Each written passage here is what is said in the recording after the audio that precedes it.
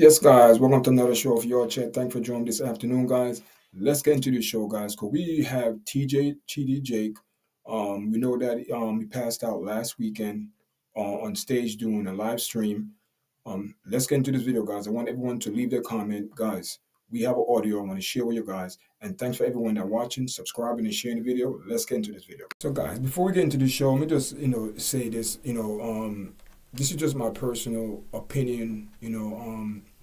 I just believe that, it's the way it went down. I just believe it didn't look good. I just believe, to me, it looked like it was a plan, because how ironic all of this came into play when lawsuit is in the air, all type of allegations.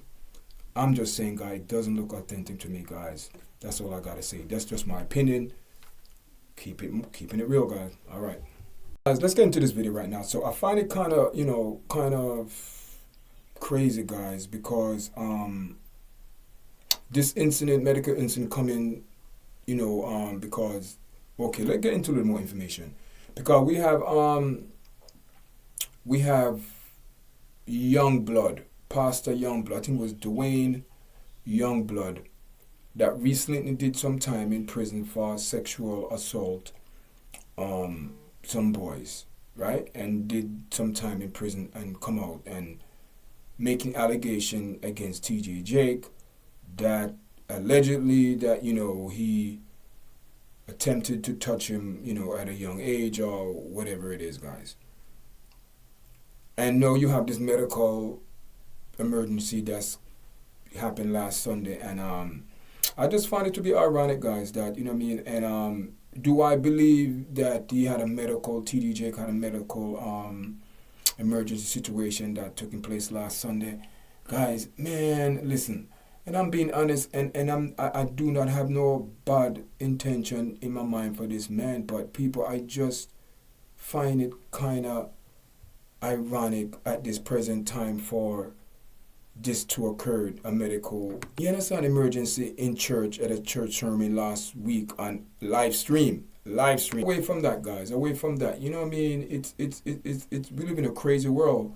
But I'm going to share an article with you guys, and according to this article, and from what I was hearing, that the Dwayne Youngblood, according to some news I'm hearing, that he should have put in the lawsuit against TG Jake prior before, because now TG Jake run and go put in a defamation of character against Dwayne Youngblood. Guys, it's a crazy story, but listen, I'm going to share this article with you guys and pay close attention, because, guys, this is something that I believe that we have to pay close attention to, because when you hear TD Jake words, are, as they say, he was pronouncing the benediction, right? Let me tell you something. You could fool some people sometime, and you can't, and all the time you can't fool them. But let me tell you something, people. One person you can't fool is the Creator. I'm not throwing stone. Everyone have things in their closet, or things that they're not proud of, or what they did, but people, me hear people going on social media and say for this man to repent, to make himself right with the Creator. I am not the one to say if this man to make himself right. He must know. Let's share this video, guys, before we get into any more conversation. All right, guys. Excuse me, guys. We're going to share audio. Let me just play this right here so you guys could hear it. TD Jakes files suit after medical incident, accusing minister of false abuse claims. RNS, Bishop TD Jakes, who had a medical incident at his Dallas megachurch on Sunday, November 24th, filed a defamation lawsuit Monday against a fellow minister who has accused Jakes of attempted sexual assault. Dwayne Youngblood, 57, a Pennsylvania man who Jake's suit notes is on parole after felony convictions for sexual assault and corruption of minors, made the allegations in 2 recent appearances on the Larry Reed Live YouTube talk show. The Abused Become the Abuser episodes featuring Youngblood's claims have gone viral. The suit says a lawyer claiming to represent Youngblood sent Jakes a November 15th letter demanding $6 million from Jakes after the episodes aired. Wow, $6 million.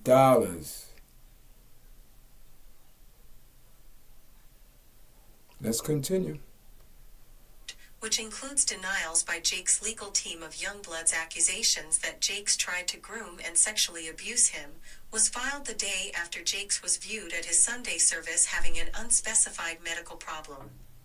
In the midst of a prayer after preaching at the Potter's house, Jakes is seen lowering his mic and shaking in the chair where he was seated. About a dozen people ran to his side, and congregants stretched out their hands toward him as they began praying for him. The legal team... Okay, we know all of that. It's like a tradition and they're putting their hand on all of that. We know that. But what I'm saying is this.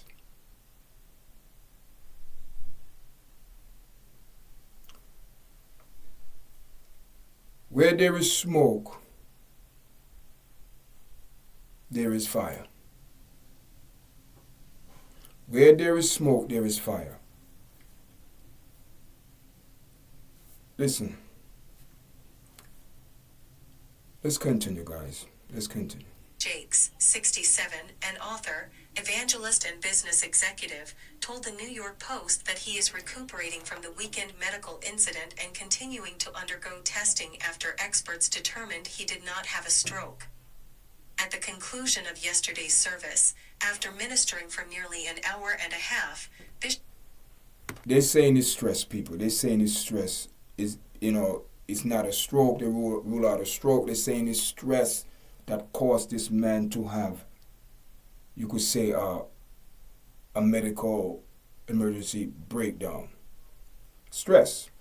Stress over what? Over the ministry. He's not the ministry pastor no more. His daughter and his son-in-law is controlling the ministry. He was just there last week Sunday to make a guest appearance and preach for his people in the church. Right? So let's continue, guys. Let's continue this article because it's, it's... oh, man. Leave your comment on this one, guys. Bishop Jakes experienced a moment that brought him face to face with his own humanity, the team said. Bishop T.D. Jakes receives medical care after slight health incident. He is doing well and remains under medical supervision. Medical professionals have ruled out a stroke, but continue testing. In the October 28 YouTube interview, Youngblood described himself as someone who was recently released from prison after violating his parole and as a person who was abused by other ministers. Wow. He alleged that as a teenager he ended a long discussion with Jakes in a private home after Jakes had preached at the church of the homeowner. Okay. When I started to walk past him, he pulled me to himself, wrapped his arms around me, and tried to kiss me, Youngblood alleged on the show and was quoted in the lawsuit. Youngblood claimed Jakes called him the next day, from a bathtub, with a 3-point plan. He says to me, without any hesitation, "There's 3 things I need you to do," Youngblood alleged on the October show that Jakes told him. The first one is, "When I come to Pittsburgh, you're going to be the only person I sleep with." The second one is, "You can't sleep with anybody else, because I don't want to give my wife anything. And thirdly, I will take care of you the rest of your life." Jake's lawsuit denies all Youngblood's accusations, and makes a direct link between Jake's medical state and Youngblood's allegations. There we go, guys. So, listen, it's a back and forth. This is going to be in court, and, this is going to be in court, and we don't know how this is going to turn out, and who, but they're going to have to be an investigation, guys. They're going to have to be an investigation to find out what went down, what happened, what occurred. And listen, all I say, where there's fire, there's smoke, guys. These are all allegations. We're going to let the court system play it out and see how this turn out. But how ironic this is. How ironic everything came into play. Listen, we will see, guys. Leave your comment on this one. Subscribe, share, like this video, guys. Let me know how you feel, guys. Let me know how you feel about this one, because I am not going to say nothing about this, guys. You know what? I'm going to let justice play out. Thanks for joining me, guys. All right.